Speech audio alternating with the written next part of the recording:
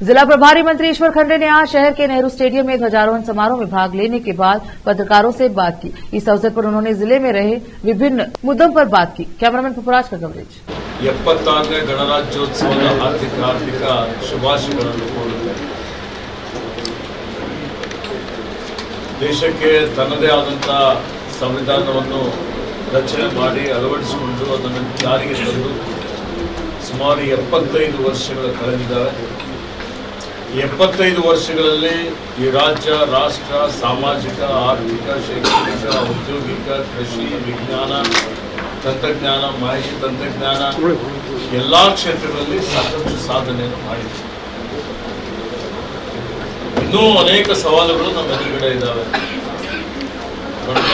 ಕೆಳಗಡೆ ಇದ್ದಂಥ ಜನ ಇನ್ನೂ ಇದ್ದಾರೆ, ಇನ್ನೂ ಅನಕ್ಷರತೆ ಇದೆ, ಯುವಕರಿಗೆ ನಿರುದ್ಯೋಗದ ಸಮಸ್ಯೆ ಇದೆ, ಒಂದು ಮಹಿಳೆಯರಿಗೆ ಸಬಲೀಕರಣ ಮಾಡುವಂಥದ್ದಿರ್ಬೋದು, ರೈತರು ಸಂಕಷ್ಟದಲ್ಲಿದ್ದಾರೆ, ಕಾರ್ಮಿಕರಿದ್ದಾರೆ, ಪರಿಶಿಷ್ಟ ಜಾತಿ, ಪರಿಶಿಷ್ಟ ಪಂಗಡ, ಹಿಂದುಳಿದವರು, ಅಲ್ಪಸಂಖ್ಯಾತರು ಇವಕ್ಕೆಲ್ಲರಿಗೂ ಸಮಾಜ ನಿರ್ಮಾಣ ಮಾಡಲಿಕ್ಕೆ ನಾವೆಲ್ಲ ಪ್ರಯತ್ನಿಸಬೇಕಾಗಿದೆ।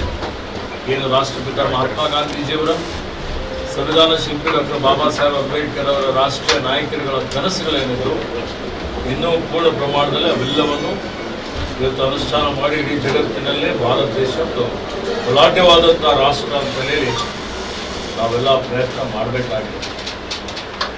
ಆ ನಿಟ್ಟಿನಲ್ಲಿ ಇವತ್ತು ಕರ್ನಾಟಕ ರಾಜ್ಯದಲ್ಲಿ ನಮ್ಮ ಸರ್ಕಾರ, ಕಾಂಗ್ರೆಸ್ ಸರ್ಕಾರ, ಸಿದ್ದರಾಮಯ್ಯನವರ ಸರ್ಕಾರ ಬಂದು 20 ತಿಂಗಳಾಗ್ತಾ ಬಂದಿದೆ। 20 ತಿಂಗಳ ಅವಧಿಯಲ್ಲಿ ಕೊಟ್ಟ ಮಾತಿನಂತೆ ನಡೆದಿದ್ದೇವೆ, ಎಲ್ಲ ಭರವಸೆಗಳನ್ನು ಈಡೇರಿಸಿದ್ದೇವೆ, ಪ್ರಣಾಳಿಕೆಯಲ್ಲಿ ಏನೇನು ಹೇಳಿದ್ದೇವೆ ಹಂತದಲ್ಲಿ ವಿಶೇಷವಾಗಿ 5 ಗ್ಯಾರಂಟಿಗಳನ್ನು ನಾವು ಅಧಿಕಾರ ತೆಗೆದುಕೊಂಡ ನಂತರ ತತ್ಕ್ಷಣವೇ ಅದನ್ನು ಜಾರಿಗೆ ತರುವಂಥ ಕೆಲಸ ನಾವೆಲ್ಲ ಮಾಡಿದ್ದೇವೆ। ಇದು ಐತಿಹಾಸಿಕವಾದಂಥ ಒಂದು ಯೋಜನೆಗಳು। ಇವತ್ತು ನೋಡಿ, ನಾವು ಕೊಟ್ಟಂಥ ಗ್ಯಾರಂಟಿಗಳು ಘೋಷಣೆ ಮಾಡಿದಂಥ ಸಂದರ್ಭದಲ್ಲಿ ಪ್ರತಿಪಕ್ಷಗಳು ಬಹಳ ಜೋರಾಗಿ ಅವರೆಲ್ಲ ಹೇಳಿಕೆ ಕೊಟ್ಟಿದ್ರು, ಅದನ್ನು ಖಂಡಿಸಿದ್ರು। ಯಾವುದೇ ಪರಿಸ್ಥಿತಿಯಲ್ಲಿ ಗ್ಯಾರಂಟಿಗಳು ಅನುಷ್ಠಾನ ಮಾಡಲಿಕ್ಕೆ ಆಗೋದಿಲ್ಲ, ಗ್ಯಾರಂಟಿ ಅನುಷ್ಠಾನ ಮಾಡಿದರೆ ರಾಜ್ಯ ದಿವಾಳಿ ಆಗ್ತದೆ, ನಾವು ತೋರಿಸ್ಕೊಟ್ಟಿದ್ದೇವೆ। ಇವತ್ತು ಗ್ಯಾರಂಟಿನೂ ಮಾಡ್ಬೋದು, ಬಡವರಿಗೆ ಉದ್ಧಾರ ಮಾಡ್ಬೋದು, ಅದರ ಜೊತೆಯಲ್ಲಿ ಅಭಿವೃದ್ಧಿನೂ ಮಾಡ್ಬೋದು, ಮತ್ತು ಇಡೀ ದೇಶದಾದ್ಯಂತ ನಾವೇನು ಮಾಡಿದ್ದೀವಿ ಅದೇ ಇವತ್ತು ಬೆಂಚ್ ಮಾರ್ಕ್ ಆಗಿದೆ। ನೋಡಿ, ಮಧ್ಯಪ್ರದೇಶದಲ್ಲಿ ನಾವು ಮಾಡಿದಂಥ ಗ್ಯಾರಂಟಿಗಳು ಅನುಕರಣೆ ಮಾಡಿದ್ರು, ಮಹಾರಾಷ್ಟ್ರದಲ್ಲಿ ಮಾಡಿದ್ರು, ಡೆಲ್ಲಿಯಲ್ಲಿ ಎಲ್ಲ ಪಕ್ಷಗಳು ಘೋಷಣೆ ಮಾಡಿದ್ದಾವೆ। ಇವತ್ತು ಅವರೇನು ಪ್ರತಿಪಕ್ಷದವರು ಮತ್ತೇನು ಅವರಲ್ಲಿ ಬಡವರ ಪರ ಅವ್ರ ಮನಸ್ಥಿತಿ ಇದ್ದಿಲ್ಲ। ಗ್ಯಾರಂಟಿಗಳ ಅನುಷ್ಠಾನದಿಂದ ಇವತ್ತು ಆರ್ಥಿಕತೆಗೆ ಒಂದು ಒತ್ತು ಸಿಕ್ಕಿದೆ। ಬೀದರ್ ಜಿಲ್ಲೆಯಲ್ಲೇ ಹೇಳ್ಬೇಕಂತ ಹೇಳಿದ್ರೆ ಇವತ್ತೇನು ಗೃಹಲಕ್ಷ್ಮಿ ಯೋಜನೆ ಸುಮಾರು 3.5 ಲಕ್ಷ ಮಹಿಳೆಯರಿಗೆ ಪ್ರತಿ ತಿಂಗಳು 2,000 ರೂಪಾಯಿ, ವರ್ಷಕ್ಕೆ 24,000 ರೂಪಾಯಿ, ಇಲ್ಲಿವರೆಗೆ 930 ಕೋಟಿ ರೂಪಾಯಿ 930 ಕೋಟಿ ರೂಪಾಯಿ ಅವರವರ ಖಾತೆಯಲ್ಲಿ ನಾವು ಹಣವನ್ನು ಜಮಾ ಮಾಡಿದ್ದೇವೆ। ಅನೇಕ ಸಾಫ್ಟ್ವೇರ್ ಕಂಪನಿಗಳಿದ್ದಾವೆ, ಯಾರೇ ಬಂದು ನೋಂದಣಿ ಮಾಡ್ಬೋದು, ಅದನ್ನು ಉಪಯೋಗ ಮಾಡಿಕೊಳ್ಳಬಹುದು। ಅದರಿಂದ ಇವತ್ತು ಉದ್ಯೋಗ ಸೃಷ್ಟಿ ಆಗ್ತದೆ, ನಮ್ಮವರು ಹೈದರಾಬಾದ್ಗೆ, ಬೆಂಗಳೂರಿಗೆ, ಅಲ್ಲಿ ಇಲ್ಲಿ ಹೋಗುವಂಥ ಸಮಸ್ಯೆ ಬರೋದಿಲ್ಲ। ಹಾಗೆ ಇವತ್ತು ಒಂದು GTTC ನಮಗೆ ಮಂಜೂರಿ ಮಾಡಬೇಕು ಅಂತ ಕೂಡಿದ್ದೇನೆ sir.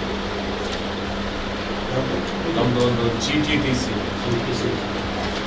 Tools and training centre ಅಹಮದಾಬಾದ್ನಲ್ಲಿದೆ, ಬೀದರ್ನಲ್ಲಿ ಮಾಡಬೇಕು ಅಂತ ಧಾರಾಲಯ ಮಾಡಲಿಕ್ಕೆ ನಾನು ಜಿಲ್ಲಾಧಿಕಾರಿಯವರಿಗೆ ಜಮೀನು ನೋಡಲಿಕ್ಕೆ ಸೂಚನೆಯನ್ನು ಕೊಟ್ಟಿದ್ದೇನೆ। ಸೈನ್ಸ್ ಸೆಂಟರ್ ಇದೆ, ಇಲ್ಲಿ ಜಾಗ ಇದೆ, ಎಲ್ಲ ನೋಡ್ತೀವಿ, 4ರಿಂದ 10 ಎಕರೆ ಜಮೀನು ಬೇಕಾಗ್ತದೆ ಅದನ್ನು। ಹಾಗೆ ಕಲ್ಯಾಣ ಕರ್ನಾಟಕ ಅಭಿವೃದ್ಧಿ ಮಂಡಳಿ ನಮಗೆ ಅನುದಾನ ಸಿಕ್ಕಿದೆ, ಅದಕ್ಕೆ ಈ ವರ್ಷ ಸ್ವಲ್ಪ ಇವತ್ತು ವಿಳಂಬವಾಗಿ, ಅಂದರೆ ಘನತೆವೆತ್ತ ರಾಜ್ಯಪಾಲರು ಅದಕ್ಕೆ ಅನುಮೋದನೆ ಕೊಡಲಿಕ್ಕೆ ವಿಳಂಬ ಮಾಡಬೇಕಾಗಿ ಸ್ವಲ್ಪ ವಿಳಂಬ ಆಯಿತು। ಈಗ ಎಲ್ಲ ಕ್ರಿಯಾಯೋಜನೆ ತಯಾರಾಗಿದೆ, ಟೆಂಡರ್ಗಳು ಆಗ್ತಾ ಇದೆ, ಸುಮಾರು 450-500 ಕೋಟಿ ರೂಪಾಯಿ ನಮಗೆ ಬಂದಿದೆ। ಅವೆಲ್ಲ ಕಾಮಗಾರಿ ರಿಂಗ್ ರೋಡ್ಗೆ ಅದರಲ್ಲಿ 9.9 ಕೋಟಿ ರೂಪಾಯಿ ರಿಂಗ್ ರೋಡ್ಗೆ ಇಕ್ಕಿದ್ದೇವೆ, ಅದು ಟೆಂಡರ್ ಆಗ್ತಾ ಇದೆ। 10 ಕೋಟಿ ರೂಪಾಯಿ ಪದವಿ ವುಮೆನ್ಸ್ ಪದವಿ ಕಾಲೇಜ್ಗೆ ಟೆಂಡರ್ ಆಗಿದೆ. ಆ ಕಾಮಗಾರಿಗೆ ಚಾಲನೆ ಈಗಾಗಲೇ ದೊರಕಿದೆ. ಹೀಗೆ ಹಲವಾರು ಕಾಮಗಾರಿಗಳು. ಬಾಲ್ಕಿಯಲ್ಲಿ ಒಂದು ಒಳ್ಳೆಯ ಸುಂದರ ಕ್ರೀಡಾಂಗಣ ನಿರ್ಮಾಣ ಮಾಡುವಂಥದ್ದು, ಬಾಲ್ಕಿಯ ಆಸ್ಪತ್ರೆ ಆಧುನೀಕರಣ ಅಂದರೆ ಇನ್ನೂ ಉತ್ತಮ ರೀತಿಯಲ್ಲಿ ಮಾಡುವಂಥದ್ದು, ಬೀದರ್ನಲ್ಲಿ ಇವತ್ತೇನು ನಮ್ಮಲ್ಲಿ ಸಮಾಜ ಕಲ್ಯಾಣ ಇಲಾಖೆ ವತಿಯಿಂದ ವಸತಿ ಶಾಲೆಗಳು ಅವು ಇವತ್ತು ಉದ್ಘಾಟನೆ ಹಂತದಲ್ಲಿದ್ದಾವೆ. ಬಾಕಿ ಅನೇಕ ಕಾರ್ಯಕ್ರಮಗಳು